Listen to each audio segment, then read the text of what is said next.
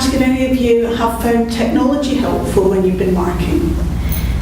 I have. I've used GradeMark at the same time that I was marking paper essays as well.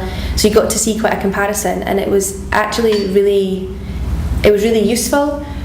Sometimes it can be, the interface is a little bit clunky compared to probably what we're used to, because technology moves on so quickly.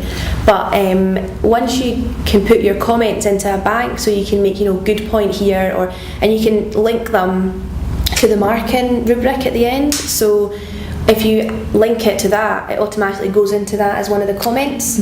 So you're already building up like a marking feedback sheet, and you can put in what you want in there, or you can have a comment bank but then add a specific line or something like that.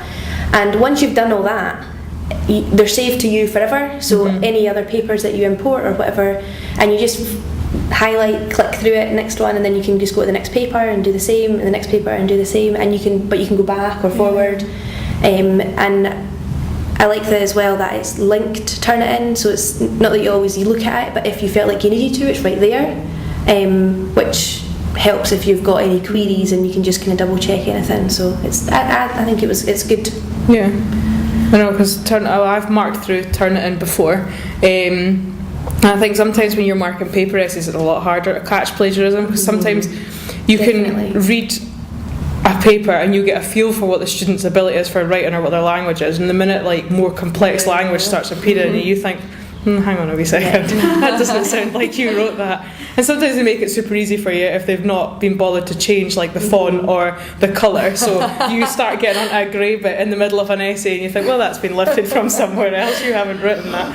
But when I had to mark some fourth year essays that were submitted through Turnitin, and there was one of them, one of the students had been really quite sneaky about it and had changed the order of the author's name so it wouldn't pick it up, but Turnitin had still managed to pick up the chunks of text that she'd lifted right out of a paper. And I think 50 out of the 60 odd references that they'd used were lifted from the same paper as well, but I would never have caught that had I not used Turnitin, so it's quite helpful. Basically my experience of it as well, so it's definitely useful, and because like I said, I got to do it both time, you can see the benefits from doing them both. But I think that once you put the work into the online marking, it definitely pays off.